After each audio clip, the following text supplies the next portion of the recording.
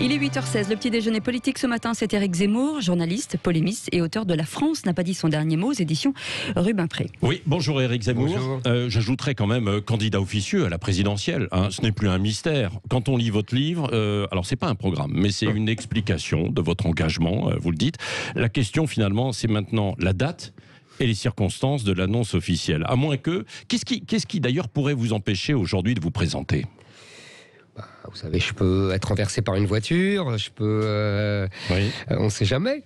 D'ailleurs, vous bénéficiez d'une protection ou pas ? Oui, je bénéficie d'une protection depuis 2 ans maintenant, depuis que j'ai été... Bien sûr. Depuis que j'étais agressé dans la rue par un jeune banlieusard à Mobilette, on dira ça comme ça. Donc il s'était affiché lui-même sur les réseaux, tout le monde s'en souvient. Bon bref, oui j'ai une protection, voilà. Mais qu'est-ce qui pourrait vous empêcher de vous présenter ? Parce vous que, savez, très clairement, non mais vous le dites dans votre livre, vos amis Philippe de Villiers et Patrick Buisson vous ont dit non on n'y va pas, etc. Et puis vous leur apportez une réponse, si voilà je vais y aller quoi. Non, je dis, vous avez compris, je dis voilà, pendant longtemps, j'ai cru que le combat intellectuel, culturel, idéologique suffirait à mon bonheur et que déjà j'apportais quelque chose dans le débat et que je voulais faire changer les mentalités et combattre la doxa dominante. Et je croyais que un politique classique s'emparerait de mes analyses, de mes diagnostics, pour en faire la base d'un projet politique. Vous savez, c'est le fameux livre de Drieux-La Rochelle, Le joueur de guitare. Où je joue la guitare, et puis il y a le champion sur son cheval qui avance et qui fait la politique. Sauf que je n'ai jamais eu de cavalier sur son cheval qui a pu écouter le chanteur de guitare que j'étais. Vous aviez pensé à quelqu'un ? J'ai pensé à des tas de gens. J'en ai discuté avec Philippe Séguin. Je le raconte dans le livre. Avec Charles Pasqua. Vous avez vu, il y a des portraits de Philippe Séguin, de Charles Pasqua. On va en reparler de Philippe Séguin dans un instant. J'en ai discuté avec Jean-Pierre Chevènement. J'en ai discuté même avec mon ami Philippe de Villiers. J'en ai discuté avec d'autres, avec Laurent Wauquiez. Je le raconte aussi, vous avez vu. Bien sûr, je raconte tout ça dans le livre. Et pas trop avec Marine Le Pen. Non. Je raconte aussi mes rencontres avec Marine Le Pen. Oui, on va y revenir aussi. Oui. Mais Marine Le Pen, si vous voulez, c'est l'inverse. Marine Le Pen, elle avait ça en héritage, mais elle avait aussi son nom. C'était pas facile pour elle. Et puis elle a choisi une autre stratégie, la fameuse stratégie de dédiabolisation, qui est en fait une stratégie de centrisation. Je pense qu'elle se trompe, mais après tout ça, c'est bon. Donc voilà. Donc vous n'avez pas trouvé le chevalier idéal, si je puis dire. Et donc le joueur de guitare s'est dit, je dois monter sur le cheval. Oui. Voilà, c'était ça. Est-ce que je dois monter sur le cheval ? Vous avez vu, je raconte une anecdote avec mon fils qui m'a absolument sidéré, à qui je dis, assez fier de moi, un peu ballot, en disant, tu as vu, moi ça fait 20 ans que je parle d'assimilation et maintenant il y a des livres qui sortent, ça revient à la mode. Et il me dit, bon ça va, le diagnostic tu l'as fait, maintenant il faut agir. J'avoue que ça m'a ébranlé. Vous voyez, c'est des petits cailloux, vous savez, ça se fait pas comme ça, c'est une mue lente. Bon, donc voilà, donc maintenant c'est officiel, vous serez candidat, reste... vous venez de le dire. Non, je dis... Reste à déterminer le jour, un peu les circonstances. Reste à déterminer, prendre la décision finale. Je regarde le paysage, je regarde la situation politique. Est-ce que, vous voyez, je regarde les discours des politiques, je regarde les sondages, je regarde beaucoup de choses. Vous avez vu que depuis un mois, ce qui va dans le sens d'ailleurs de ma candidature, c'est-à-dire que le simple fait qu'il y ait une rumeur de ma candidature fait que tous les candidats de droite et de Rassemblement National se mettent à parler comme moi, alors qu'ils avaient complètement tenu un autre discours, tout en disant que je suis un monstre et que je n'ai pas les mêmes valeurs qu'eux. Et du coup, Éric Zemmour, de quoi vous rêvez en vous rasant le matin ? De la renaissance d'un grand RPR que vous mèneriez, politiquement, vous voulez dire ? Et qui rassemblerait une partie des droites, c'est un peu ça, non ? Politiquement, vous avez tout à fait raison. Je pense que, vous savez, encore une fois, c'était le sens de mon débat avec Jean-Luc Mélenchon. Lui, il se contredit tout le temps et en tire gloire. Moi, je ne me contredis pas et je suis constant et il me considère comme obtus. Moi, j'ai l'impression plutôt que je ne me suis pas trompé. J'ai écrit il y a 25 ans un livre qui s'appelait Le Livre noir de la droite, dans lequel je racontais comment les élites de la droite, en particulier du RPR, avaient trahi le RPR, avaient trahi le peuple de droite. Donc effectivement, sur un plan politique, vous avez raison, je suis favorable à la renaissance du RPR. C'est-à-dire, qu'est-ce qu'il faut dire ce que c'est le RPR. Parce que les jeunes, pour eux, c'est du chinois. Le RPR, c'était une synthèse entre les classes populaires de droite, qui ne votaient pas pour les communistes, à l'époque il faut rappeler aux jeunes qu'il y avait des communistes, les classes populaires qui ne votaient pas pour les communistes, et la bourgeoisie. Entre le petit artisan, le petit commerçant et les grands commis de l'État, ce qu'on appelle aujourd'hui les technocrates. À l'époque, c'était positif. Et il y avait cette alliance, vous voyez, c'était ça le RPR. Et deuxièmement, qu'est-ce que c'était? Et ça a été abandonné depuis, quoi. Vous avez vu. Vous le racontez avec Nicolas Sarkozy, notamment. Mais voilà, c'est tout le problème. Vous avez les classes populaires qui votent Rassemblement National. Vous avez les bourgeois CSP+, et les retraités qui votent LR. Et l'un et l'autre, séparés, ne peuvent pas gagner. Voilà, c'est tout. Donc il faut rassembler, il faut refaire le RPR sociologiquement. Et politiquement, vous avez compris, ça veut dire la défense de la patrie, de la nation, d'une certaine idée de l'homme et de l'économie de marché aussi, mais avec un État fort. Vous voyez, ça veut dire une école traditionnelle. Enfin, ça veut dire beaucoup de choses. Éric Zemmour, vous êtes plutôt un soliste. Est-ce que vous avez les épaules pour être un chef de parti ? Et ensuite, sans parler d'un chef d'État. Mais je ne suis pas un chef de parti. D'abord, si vous vous présentez... Mais attendez. Pour ça, la Ve République et l'élection du président de la République au suffrage universel ont quelque chose de beau. C'est-à-dire que vous connaissez l'antienne habituelle, c'est la rencontre d'un homme et d'un peuple. Un homme et un peuple. On n'a pas dit un parti et des électeurs. On n'est pas en Allemagne. Vous avez vu les élections. Là, c'est le régime parlementaire et on va faire des coalitions de partis. C'est pas ça la Ve République. La Ve République, c'est un homme et un peuple. Le parti est un outil. Est-ce que vous avez le sentiment que votre message passe auprès des classes populaires ? Je pense que mon message passe de plus en plus auprès des classes populaires. Vous savez, j'ai regardé les premiers sondages qui sont faits autour de ma candidature et le seul, vraiment, l'intérêt le plus manifeste, c'est que je touche des gens de deux catégories sociales dont je vous ai parlé tout à l'heure, à égalité. La bourgeoisie CSP+, et retraités qui votent d'habitude LR, et les classes populaires qui votent d'habitude pour le Rassemblement National. Et ma progression que j'observe se fait en marchant sur ces deux pieds. C'est ça qui est le plus encourageant. Et ça veut dire que le message passe auprès des deux catégories que j'aimerais rassembler. Alors, à propos des LR, cette fois-ci, les Républicains ont décidé ce week-end du mode de désignation. Ce sera un congrès, il n'y aura pas de primaire. Est-ce que vous pourriez encore y participer ? Est-ce que vous avez envie aussi d'y participer ? Écoutez, il y a deux choses différentes. La première, c'est que, évidemment, moi, je vous ai dit, ma famille politique de toujours, c'est le RPR. Maintenant, le LR n'est plus le RPR. Le LR, c'est ce que je leur ai dit hier devant les conservateurs de Madame Trochu qui ont eu la gentillesse de m'inviter. LR a trahi le RPR. Les chefs de LR sont pour la plupart, il y a des exceptions, sont pour la plupart des notables centristes. Le centrisme a tué le gaullisme. Le centrisme a tué la droite. Il faut bien comprendre ce qui s'est passé en politique française depuis 30 ans. Et donc, si vous voulez, ils me disent eux-mêmes, je n'ai pas les mêmes valeurs qu'eux. Il y a une clause anti-Zemmour, d'ailleurs. Oui, il paraît. Ils ont vraiment... Vous voyez, comme quoi, je les inquiète, tous ces braves gens. Pourquoi je les inquiète ? Je vais vous dire pourquoi. Parce qu'ils savent que leur base pense comme moi. Ils le savent. Et que c'est très embêtant pour eux parce qu'eux, ils ne pensent pas comme leur base. Il n'y a qu'à voir ce que disent tous les chefs de LR. Oui, dans votre livre aussi, vous dénoncez l'impuissance de nos gouvernants depuis 40 ans. Mais pourquoi des électeurs vous feraient confiance à vous et Éric Zemmour, vous qui n'avez été jusqu'à présent qu'un commentateur, quoi. Pour l'instant, vous êtes dans un récit. Alors... pourquoi vous faire confiance ? Pourquoi me faire confiance ? Si vous voulez, vous avez raison. Jusqu'à présent, j'ai été un commentateur, j'ai fait un récit, mais il y a un mais.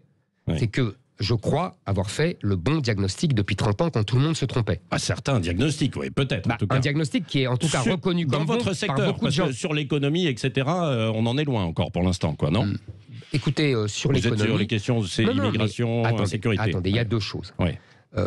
C'est pas parce que je considère que la question migratoire, identitaire, est la plus importante, car il en va de la survie du pays, que je méprise l'économie et que je méprise les conditions matérielles de vie du pays et des gens qui subissent, là où on voit un déclin manifeste. Il y a deux choses. Il y a la survie du pays, parce que là, je pense que la survie du pays est en jeu.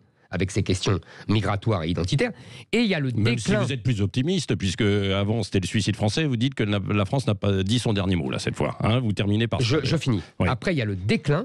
Et là, on peut parler économie. Là, il y a un déclin économique que nous vivons depuis 30 ans. C'est deux choses différentes qui se recoupent parfois, etc. Vous voyez ? Donc, c'est pas la même chose. C'est pas parce que je mets une priorité différente de celle de la classe politique. Parce que vous comprenez, la classe politique depuis 30 ans, droite ou gauche réunie, jusqu'à Emmanuel Macron, qui est la quintessence, qui est la synthèse du centre-droit et du centre-gauche. Oui, mais lui, il n'est pas forcément issu de la politique telle que vous l'entendez. Mais vous avez raison, il n'est pas issu. Il y a une rupture, quoi. Il n'est pas... 2 ans auparavant, il était secrétaire général adjoint et il se retrouve président. Il y a une rupture parce qu'il n'est pas un politicien traditionnel, il n'a pas fait une carrière politicienne, comme moi. Ça, c'est notre point commun. Oui.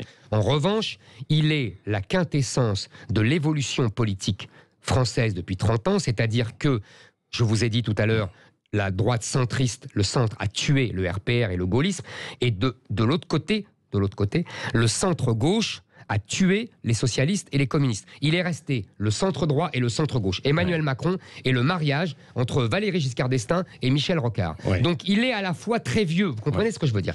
Bon, donc maintenant, revenons à nos moutons. Vous avez une classe politique qui a des compétences, mais dont ces compétences dont vous parliez tout à l'heure ne servent à rien, puisqu'elles sont... selon vous, elles ne servent à rien. Non, mais je vais vous dire pourquoi elles servent à rien. Mais je vais vous dire pourquoi elles servent à rien. C'est parce qu'elles sont liées à une impuissance fondamentale. Une impuissance parce que elles ne font pas le bon diagnostic, sur ce que je vous ai dit tout à l'heure, et deuxièmement, elles se sont privées, coupées, arrachées toutes leurs compétences, toute leur souveraineté, que ça soit qu'elles ont donné à l'Europe ou alors aux juges. C'est ce que j'explique. Vous savez, quand je parle d'immigration, je dis la France croit pouvoir maîtriser son immigration. En fait, elle ne maîtrise rien. Au nom de l'état de droit, elle a donné aux immigrés le droit de choisir... Ça, c'est votre constat. On va venir dans un instant aussi aux propositions, Éric Zemmour. Mais dans votre livre, vous revenez, vous l'avez évoqué tout à l'heure, sur un rendez-vous avec Marine Le Pen, qui vous dit qu'il faut aimer les Français. Et vous balayez ça d'un revers de main. Pas besoin, il faut aimer la France. Il faut quand même montrer de l'empathie aussi, si on veut être élu, non ? Non, je n'ai pas... c'est ce que vous dites, Non. Attendez. Elle me dit effectivement, tu n'aimes pas les Français, il faut aimer les Français, etc. D'abord, je la taquine en lui disant, est-ce qu'elle aime beaucoup les Français ? Parce que tout ce qui me revient est qu'elle n'a pas toujours un contact aussi facile et aussi chaleureux avec les gens qu'elle le croit. Mais ça, c'est anecdotique après tout. C'est selon les jours, on a des bons jours et des mauvais jours. En revanche, sur le fond... c'est pas la première fois qu'on me reproche ça. Et je suis allé voir une vidéo. Ça c'est les charmes de Google. Une vidéo avec le général de Gaulle qui répondait à une interview de Michel Droit pendant le second tour. La campagne de second tour de la présidentielle de 65, et dans laquelle, tenez-vous bien, Michel Droit lui pose la même question. Mon général, on dit que vous aimez la France, mais que vous n'aimez pas les Français. Et il répond, la France, c'est quelque chose de millénaire, c'est quelque chose que nous devons préserver, que nous devons chérir. Les Français, ce sont eux qui, aujourd'hui, les vivants, sont en charge de la France. Ils ont donc le devoir de pérenniser la France et de la protéger. Et nous, il parle de lui, évidemment. Bien sûr. Général de Gaulle. Ne vous inquiétez pas, je ne suis pas devenu fou et je ne me prends pas pour le général de Gaulle. On peut regarder, on peut s'imprégner. Et le général de Gaulle dit, l'État a la responsabilité de favoriser la prospérité des Français, le développement économique, qui en plus permettra de défendre la place de la France dans le monde. On a bien compris, mais quand même, pour être élu, il faut montrer de l'empathie aussi avec les Français, non ? Mais qui vous dit que je n'en montre pas ? Je ne sais pas, puisque à travers cette petite phrase, et puis dans les débats, on ne sent pas forcément toujours de l'empathie. Mais parce qu'on a le droit de discuter. Moi, je pense que la politique, ce sont d'abord des idées. Oui. C'est pas une lutte pour les places, c'est une lutte pour les idées, d'abord. Deuxièmement, donc je parle des idées, et donc je parle à la rationalité des gens parce que je les respecte, quels qu'ils soient. Bon.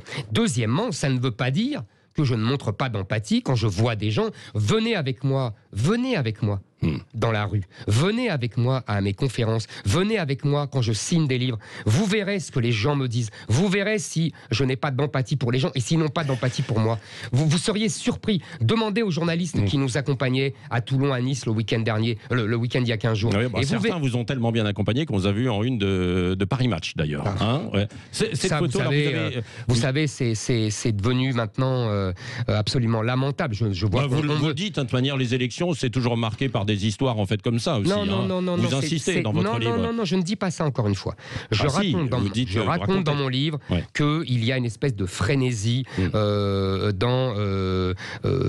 toutes les campagnes. Mais les journalistes ne racontaient pas. Moi, je me souviens, j'étais journaliste en 1988 pendant la campagne de François Mitterrand. Il y avait une de ces jeunes maîtresses suédoises qui était journaliste et qui d'ailleurs était enceinte de lui. Je n'ai jamais raconté ça. On n'a jamais pris des photos d'elle. Elle était dans l'avion avec nous. Je suis désolé, ça a changé. Et pas en bien. Ça a changé depuis 10-15 ans. Oui, ça a changé pas en bien. Et je remarque que je suis le seul à subir ce traitement absolument infâme. Et ça vous a et j'aimerais bien savoir...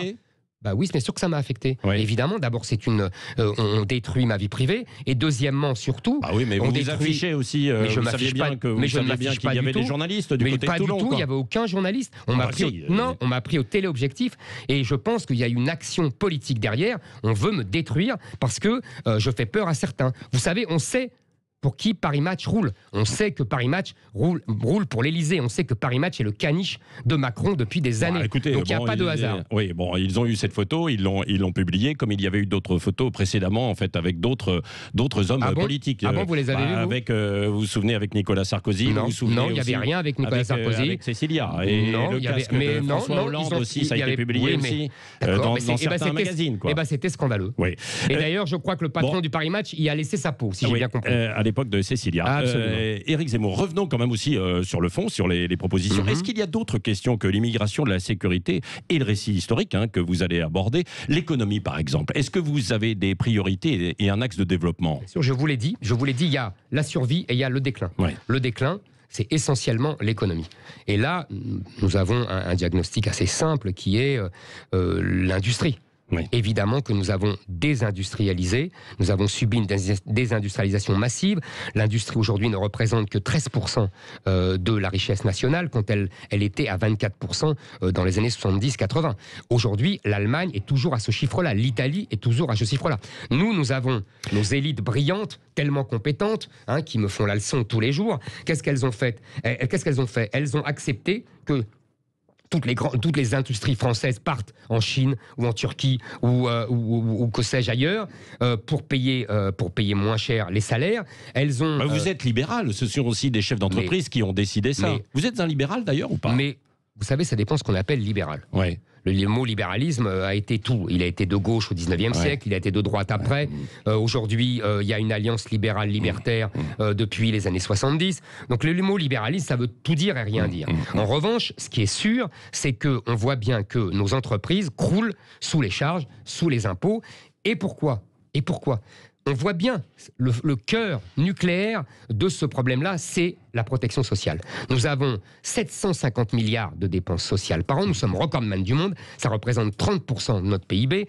Nous avons donc du coup des prélèvements obligatoires énormes à 47%. Nous sommes champions du monde. Et pourquoi nous avons des prélèvements sociaux? Ce qui permet d'assurer en fait aussi la pérennité du pays aujourd'hui, quoi. Pour l'instant. Non, je vais vous dire pourquoi. La survie du pays. Non, ça ne permet pas d'assurer la survie du pays. Non, je suis désolé. Nous avons un modèle social aussi exorbitant. Pourquoi? La première raison, c'est parce que nous sommes ouverts au monde entier. Nous avons le système le plus généreux. Notre solidarité nationale n'est plus nationale. Donc moi, je demanderais que la solidarité nationale redevienne nationale. C'est-à-dire que les allocations qui ne sont pas contributives soient privilégiées et soient laissées aux Français exclusivement. Deuxièmement... Aux Français, aux gens nés en France, les gens français, carte d'identité française. Bon. Deuxièmement... elle est mal gérée. Notre protection sociale est mal gérée. Nous avons, selon Charles Prats, 50 milliards de il y a des chiffres entre 30 et 50 milliards. Bien sûr. Même 30, c'est déjà pas mal. Même 30, c'est déjà pas mal. Et troisièmement, sans doute que nous n'avons une activité insuffisante. C'est-à-dire que vous savez que nous avons, de tous les pays d'Europe, la proportion de gens qui travaillent le moins, c'est-à-dire que les jeunes font des études très longues et les gens à partir de 50 ans travaillent beaucoup moins que dans les autres pays. Nous devons réduire ça. Nous avons beaucoup trop d'inactifs. D'ailleurs, dans ces inactifs, il y a beaucoup d'étrangers. Vous savez combien, selon une étude INSEE de 2015, combien les étrangers extra-européens, il y a d'inactifs parmi les étrangers extra-européens? Combien? 40%. Alors que dans la moyenne française, c'est 13%. En fait. C'est 13%. Donc vous voyez, nous avons nous avons désindustrialisé, nous devons réindustrialiser. Donc, ce qui veut dire que nous devons réduire les charges. Éric Zemmour, dans le droit fil de Philippe Séguin, qui était votre maître, on le voit aussi dans votre livre. Mon maître, non, mais mon mentor. Oui, votre mentor. Donc, vous favorisez le souverainisme, parce que vous n'en avez pas beaucoup parlé jusqu'à présent. Et puis, vous prenez une sortie de l'euro, alors? Non, j'ai jamais dit ça. Non, mais je vous pose la question. Philippe Séguin a fait campagne contre l'euro en 92. À l'époque, je pense qu'il avait raison, car l'euro a aggravé le manque de compétitivité française et en plus a provoqué des effets de centralisation autour du pays le plus compétitif, qui était l'Allemagne, selon la théorie de Mandel. Ça a été une erreur. Bon, mais laissez-moi finir. Mais je pense qu'aujourd'hui, sortir de l'euro serait déstabiliser et aggraver en contraire les problèmes de l'économie française. Donc j'ai jamais prétendu qu'il fallait sortir de l'euro. Non, mais je vous posais la question. J'ai dit qu'il fallait pas y rentrer, c'est pas pareil. Ce que je voulais dire aussi sur le souverainisme. On ne vous entend pas beaucoup parler du souverainisme. Dans le débat avec Jean-Luc Mélenchon, c'est lui qui a beaucoup parlé du protectionnisme d'ailleurs. Alors, souverainisme et protectionnisme, c'est pas pareil. Oui, bien sûr. Mais souverainisme, ça veut dire reprendre la souveraineté. La souveraineté, vous savez, qu'est-ce que c'est ? On a donné, c'est ce que je vous ai dit tout à l'heure, on a donné des pans entiers de notre souveraineté, soit à l'Europe, soit aux juges. Je pense effectivement qu'il est temps d'en reprendre. Mais je n'en fais pas, si vous voulez, je pense que c'est un moyen.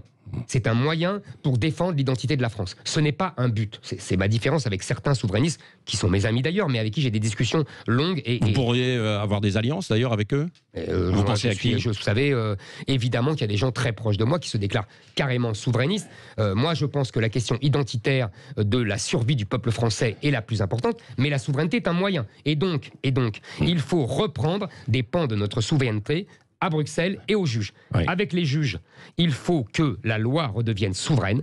Il faut que ce qu'on appelle l'état de droit ne nous empêche plus de reprendre notre maîtrise des flux migratoires. Nous devons absolument Vous y revenez aux flux migratoires. Ah, mais c'est fondamental. Bien sûr. Non, mais là, on était sur des questions plus deuxièmement, économiques. Pour Bruxelles, il faut que Bruxelles arrête de nous empêcher de reconstituer une industrie au nom de sa politique de la concurrence. Vous voyez, c'est les deux pans, d'après moi, les deux jambes sur lesquelles nous devons marcher. Bon, alors à propos de l'immigration, puisque vous y êtes revenu un court instant, vous faites le parallèle avec les Italiens venus au début des années 1900 en France et repartis pour une bonne partie en fait d'entre eux. Qu'est-ce que vous signifiez alors que les étrangers doivent repartir? Mais comment allez-vous faire pour ça? Et ceux qui sont les binationaux. Je vous répète que la France a le droit de maîtriser la composition de sa population et qu'il y a renoncé. Nous devons donc reprendre ce droit. Ça, c'est une première chose. Deuxièmement, il est évident que les Français qui ne sont pas binationaux, qu'on dirait mononationaux, sont français et n'ont rien à craindre. Troisièmement, je pense que nous devons effectivement supprimer tous les droits qui permettent aujourd'hui aux immigrés de faire venir d'innombrables autres immigrés et de créer des diasporas énormes qui deviennent des enclaves étrangères. Nous devons donc effectivement supprimer le regroupement familial.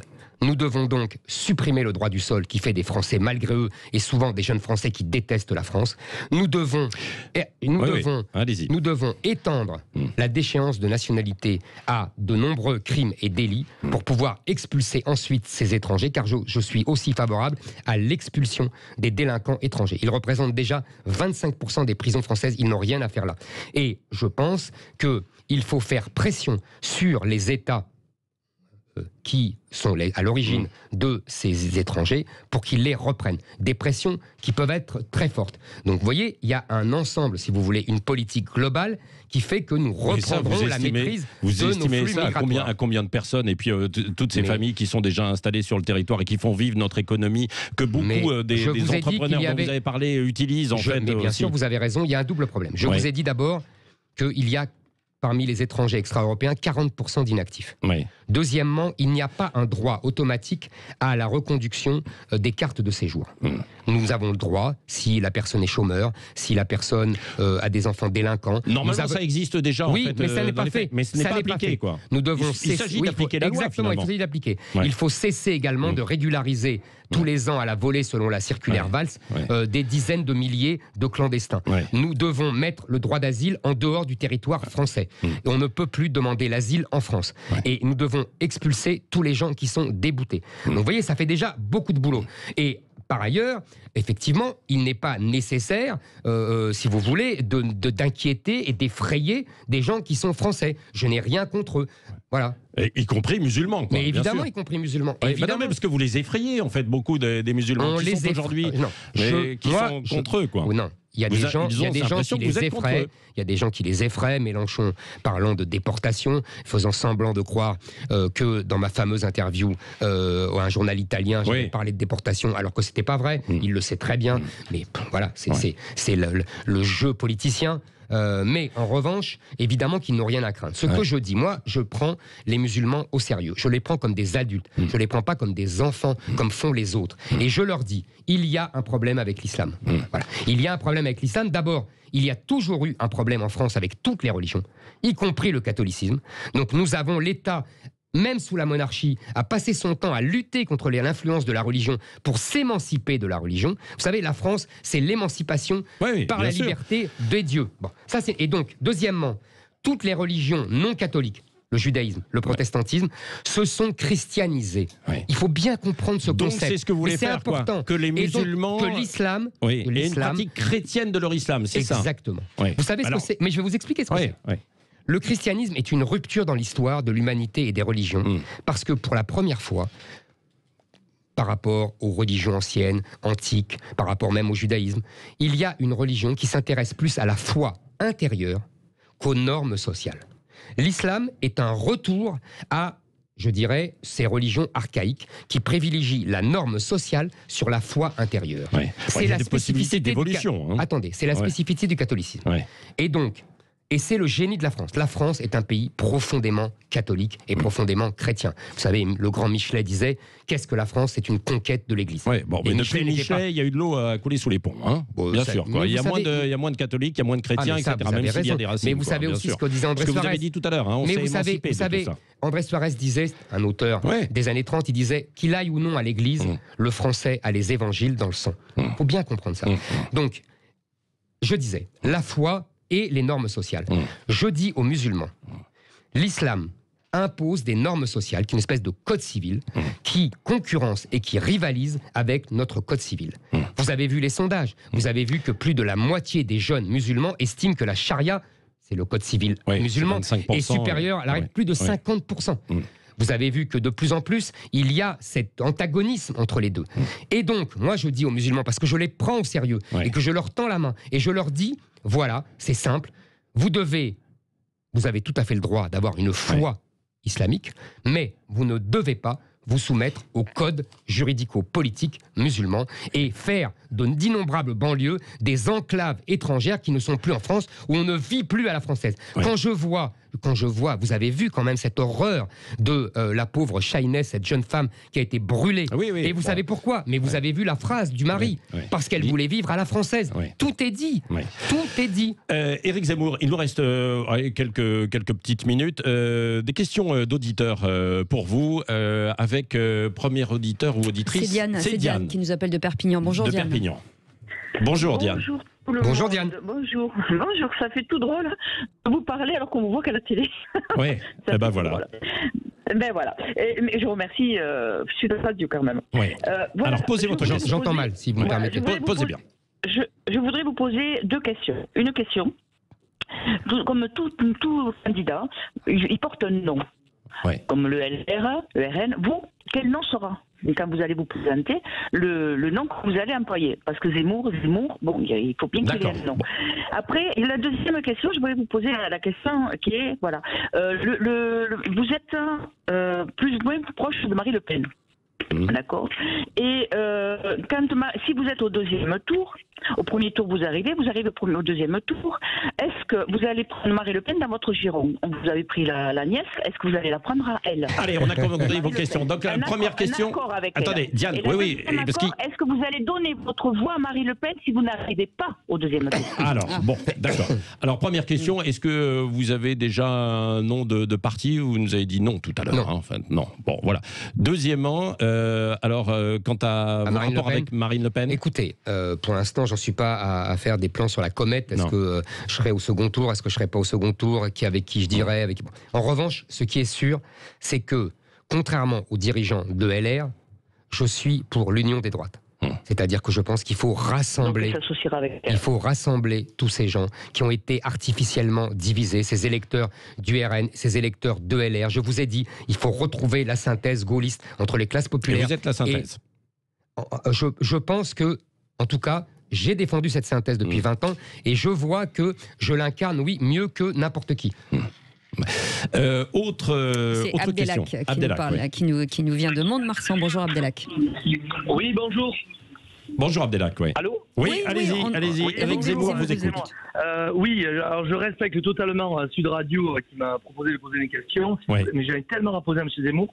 Donc j'avais lancé hier sur Facebook rapidement à des amis qui a été la question qui poserait s'ils étaient invités à Sud Radio.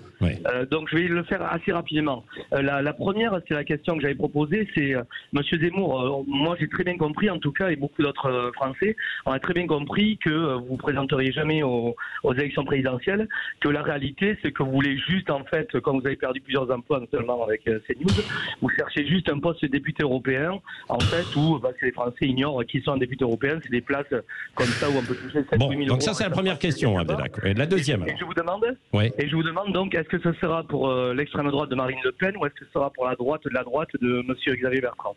Et la seconde, c'est Zemmour, c'est Hicham, conseiller municipal à Mont-de-Marsan, qui la pose. Celle-là, c'est lui qui, sur Facebook, a posé la question qui a recueilli le plus de... et là, c'est en fait Zemmour, ça signifie Olivier dans l'étymologie, en tout cas, d'Afrique du Nord. Et ça représente la richesse, la tolérance, l'abondance. Ça veut dire quoi? Voilà, la richesse, la tolérance, quoi. Il demande, est-ce que vous ne pourriez pas changer de nom, s'il vous plaît, pour respecter un peu les mots d'Afrique? Changer de nom. Bon. Alors, je vais répondre très vite, monsieur. Premièrement, on m'a proposé plusieurs fois d'être député européen et j'ai refusé. Deuxièmement, je ne fais pas ça ni pour vendre des livres, je n'ai pas besoin. Je vous rappelle que j'ai vendu Le Suicide français à 500 000 exemplaires et je n'étais candidat à rien et il n'y avait aucune rumeur de rien. Je vous rappelle que j'ai toujours retrouvé du travail à chaque fois qu'on me virait et on me virait pour mes convictions et pour mes idées. J'ai toujours retrouvé et en mieux. Donc, ce genre de médiocre réflexion, je vous les passe. Deuxièmement, vous avez la personne qui vous a précédé a déjà posé la question sur le Front National et LR, j'ai déjà répondu. Troisième question, mon nom veut dire en berbère Olivier. Voilà ce que ça veut dire. J'aurais pu très bien changer de nom, pourquoi pas. J'aurais pu m'appeler Éric Olivier, mais c'était déjà pris. Je pense qu'il est inutile, je n'ai jamais demandé aux gens de changer de nom.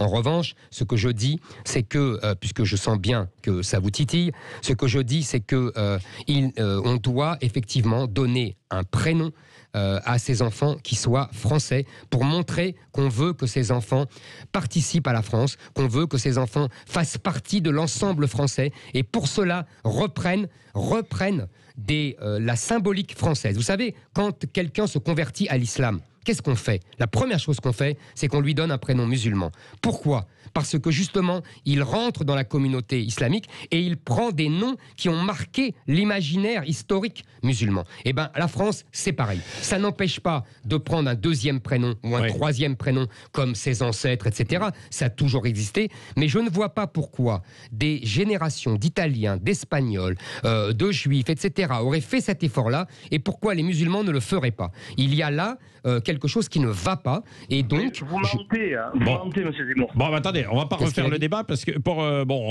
Abdelhak, on pourra débattre tout à l'heure aussi avec l'ensemble de nos éditorialistes parce qu'on avait prévu d'aller jusqu'à 8h45, on est même jusqu'à 8h50. Un dernier mot, Éric Zemmour. Vous êtes plus proche, puisqu'on l'a évoqué, là, de Marine Le Pen, de Marion Maréchal ou de Jean-Marie Le Pen?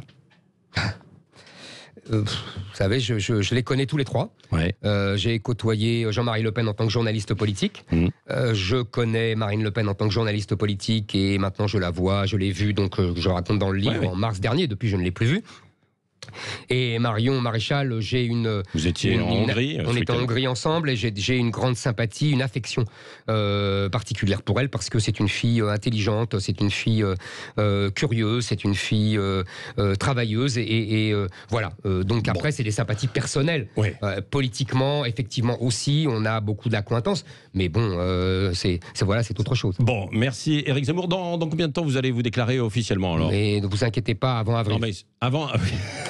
Non, mais avant la fin de l'année, probablement. Ah, ben ça c'est sûr. Oui, s'il y a déclaration, ça sera avant la fin de l'année. Bon, et il y aura déclaration, on ne voit pas comment vous pourriez reculer. C'est vous-même qui l'avez dit en fait hier, je trahirai. Merci en tout cas d'être venu ce matin sur Sud Radio. La France n'a pas dit son dernier mot aux éditions Rubempré. Et nous allons décrypter. Et vous pouvez appeler et réagir. Abdelhak, si vous pouvez continuer de nous appeler 0826 300 300 entre 9h et 10h avec l'ensemble de nos éditorialistes et spécialistes ce matin. On en parlera bien sûr avec Thierry Guerrier, Christine Bouillot et vos appels. À tout de suite, 8h51.